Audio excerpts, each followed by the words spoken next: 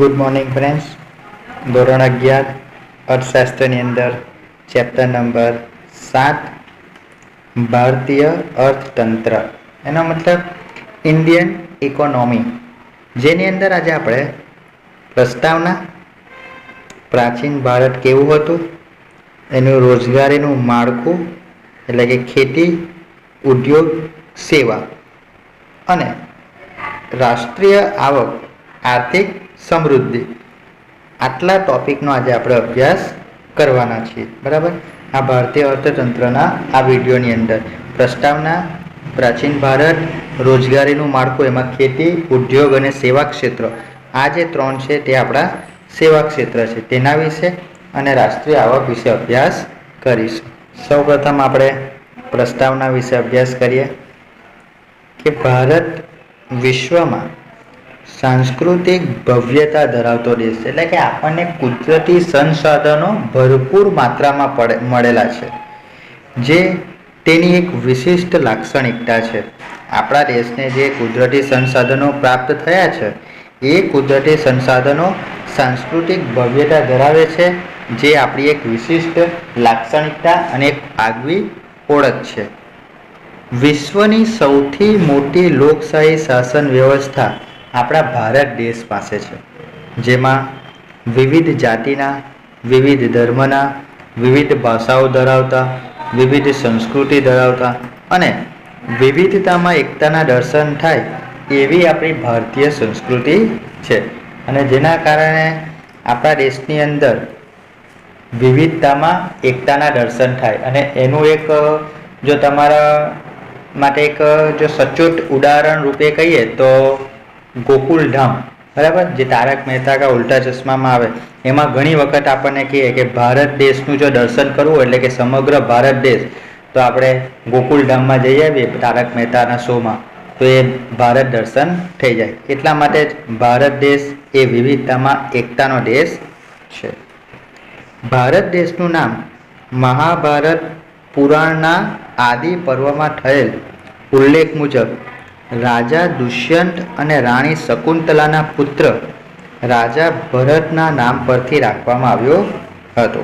એટલે ભારત દેશનું નામ રાજા દુષ્યંત અને રાણી શકુંતલાના પુત્ર રાજા ભરત પરથી રાખવામાં આવ્યું હતું.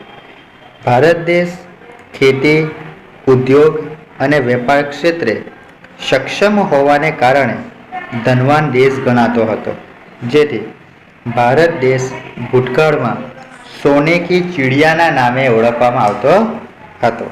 આપણા ભારત દેશને ભૂતકાળમાં સોને કી ચિડિયાના નામે ઓળખાય, કારણ કે ભારત દેશમાં ખેતીને લગતા, ઉદ્યોગને લગતા અને વેપાર ક્ષેત્રને લગતા ઘણા બધા એવા સંસાધનો જોવા મળતા હતા, જેના કારણે સોને કી ચિડિયા જેવું નામ આપવામાં આવ્યું હતું.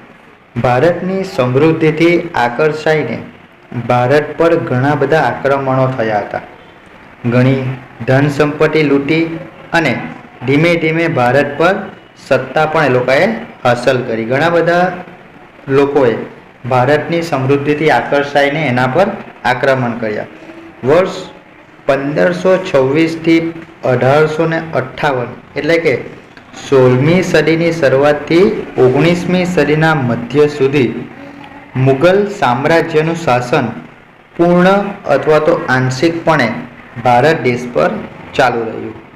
આ ઉપરાંત ભારતમાં વેપાર કરવાના અર્થે આવેલી જાતિઓ, જેમાં ફ્રેન્ચ, પોર્ટુગીઝ, ડચ અને અંગ્રેજો જેવા વિદેશીઓ પૈકી અંગ્રેજોએ 1757થી 1947 સુધી ભારતમાં પોતાનું આધિપત્ય જમાવ્યું હતું, જેમાં 1757થી 1858 સુધી ઈસ્ટ ઇન્ડિયા કંપનીનો સમયગાળો અને 1858થી 1947 સુધી બ્રિટિશ શાસનના સમયગાળા તરીકે ઓળખાય છે. અત્યારે તમે આ જે પણ વાક્યો સાંભળો છો એ બધા જ વાક્યો તમારે 10મા ધોરણ, 9મા ધોરણના SS એટલે કે સામાજિક વિજ્ઞાનમાં આવી જ ગયા હશે, બરાબર. એટલે તમને એક અર્થશાસ્ત્રમાં સામાજિક વિજ્ઞાનનો પણ અહેસાસ થશે. આમ અંગ્રેજોએ ભારત દેશ પર 18મી સદીમાં મધ્યથી 20મી સદીના મધ્ય સુધી પોતાનું સામ્રાજ્ય આંશિક અથવા તો પૂર્ણપણે ચલાવ્યું હતું અને અંતે 15મી ઓગસ્ટ 1947ના રોજથી ભારત સ્વતંત્ર દેશ તરીકે પ્રસ્થાપિત થયો. એટલે આનો મતલબ એવો કે આપણને આ બ્રિટિશો કે અંગ્રેજોના રાજમાંથી 15મી ઓગસ્ટ 1947ના રોજથી આઝાદી મળી હતી. ત્યાર પછી આપણો ભારત દેશ એક સ્વતંત્ર દેશ તરીકે સ્થાપિત થયો. 1757થી 1947 સુધી ભારતમાં આ વિદેશીઓનું આધિપત્ય જળવાયેલું હતું. જોઈએ આપણે પ્રાચીન ભારત. પ્રાચીન ભારત એટલે હિન્દુસ્તાન. હિન્દુસ્તાનમાં વિશ્વની બે મહાન પ્રાચીન સંસ્કૃતિઓ, એક સિંધુ ખીણની સંસ્કૃતિ અને બીજી આર્ય સંસ્કૃતિનો સમન્વય હતો. આ દેશ વિશ્વની સૌથી પ્રાચીન સંસ્કૃતિઓ ધરાવતા દેશોમાંનો એક દેશ છે. એવું હડપ્પા અને મોહેન્જો-દડો નામના સ્થળેથી મળી આવેલ સંસ્કૃતિના અવશેષો પરથી સાબિત થાય છે કે ભારત દેશ અથવા તો હિન્દુસ્તાન વિશ્વની સૌથી પ્રાચીન સંસ્કૃતિ ધરાવતો એક દેશ છે. આવું હડપ્પા અને મોહેન્જો-દડો નામના સ્થળેથી જે અવશેષો મળી આવ્યા હતા તેના પરથી સાબિત થાય છે. પ્રાચીન ભારતની આર્થિક સમૃદ્ધિ વિશ્વના દેશોની આંખો આંજી દે તેવી હતી. પ્રાચીન ભારતની પાસે અને અત્યારે પણ કુદરતી સંસાધનોનો એવો અખૂટ પ્રમાણમાં જથ્થો છે, પરંતુ આપણા દેશના લોકોને એ કુદરતી સંસાધનો વાપરતા હજુ એટલું આવડ્યું નથી. જો એનો આપણે સદુપયોગ કરીએ તો એ કુદરતી સંસાધનોમાંથી જ આપણે ઘણી બધી ઉર્જાઓ પણ મેળવી શકીએ. એટલે આર્થિક સમૃદ્ધિ વિશ્વના દેશોને આંજી દે એવી આપણા ભારત દેશ પાસે છે.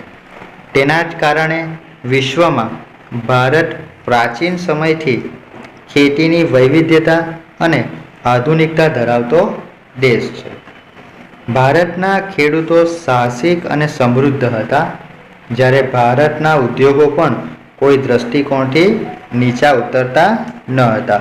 એટલે જેમ ભારત ખેતી ક્ષેત્રે આગળ હતો તેવી જ રીતના ઉદ્યોગ ક્ષેત્ર પણ એટલું જ આગળ હતું. એક સમયે ભારતના ઉદ્યોગોનો વિશ્વમાં ડંકો વાગતો હતો.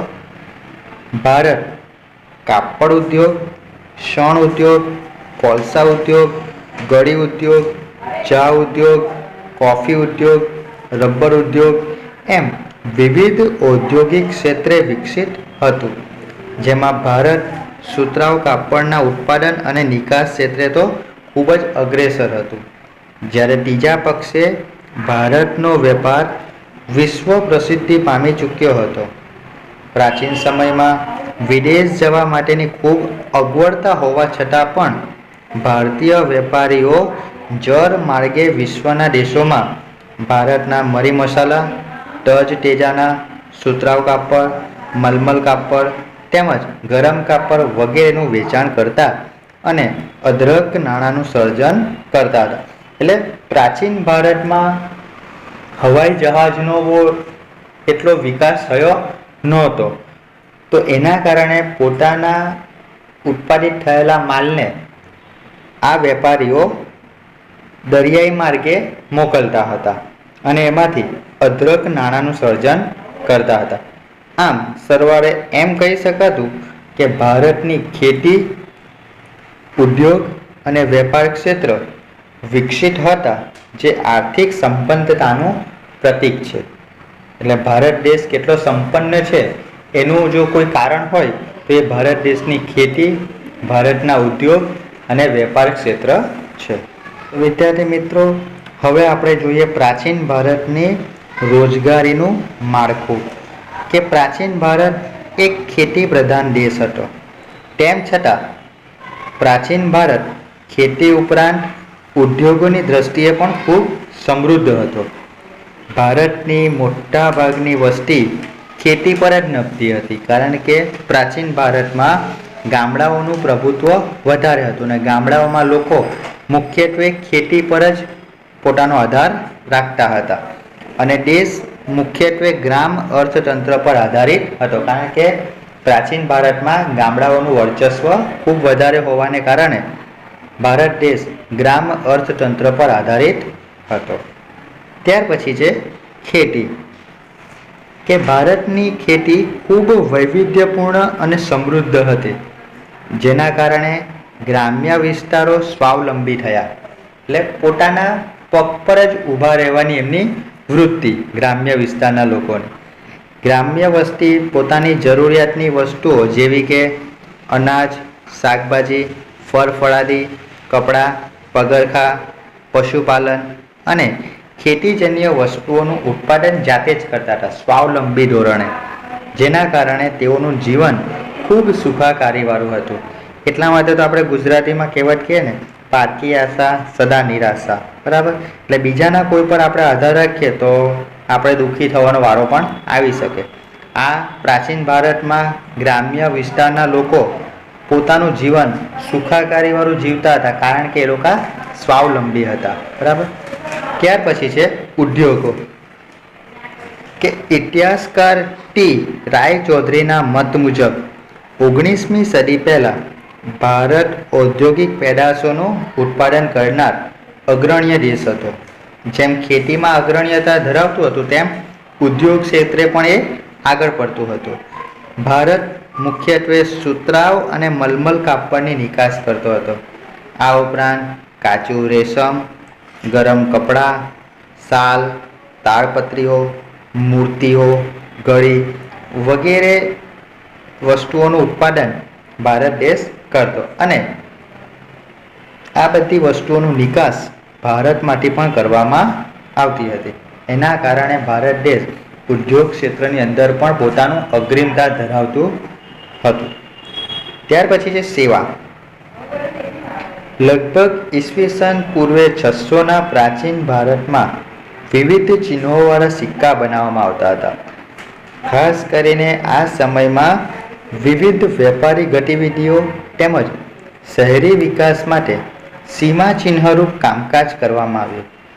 રાજકીય એકતા, સામર્થ્ય અને સૈન્ય સુરક્ષાને કારણે ખેત ઉત્પાદકતામાં અને વેપારમાં અસાધારણ વૃદ્ધિ નોંધવામાં આવી. દાખલા તરીકે આપણે જોઈએ તો લોથલ ખાતે મળેલ નગર વ્યવસ્થાના પુરાવા, એટલે સેવા ક્ષેત્રનું જો તમારે અગ્રિમ ઉદાહરણ જોવું હોય તો લોથલ ખાતે મળેલી જે નગર વ્યવસ્થા હતી, એટલે કે લોથલ શહેરમાં જે નગર વ્યવસ્થા હતી એ કેવી હતી તો કે સૈન્ય સુરક્ષાને ધ્યાનમાં રાખીને, રાજકીય એકતાને ધ્યાનમાં રાખીને અને યોગ્ય સામર્થ્ય અને શક્તિ પૂરી પાડીને પણ એ અગ્રતા ધરાવતું હતું. અને જેના મુખ્ય બે કારણ હતા. એક તો ખેત ઉત્પાદકતામાં અને વેપારમાં અસાધારણ વૃદ્ધિ, એટલે જેટલી વૃદ્ધિ થવી જોઈએ એના કરતાં ઘણા અંશે વધારે વૃદ્ધિ જોવા મળી હતી.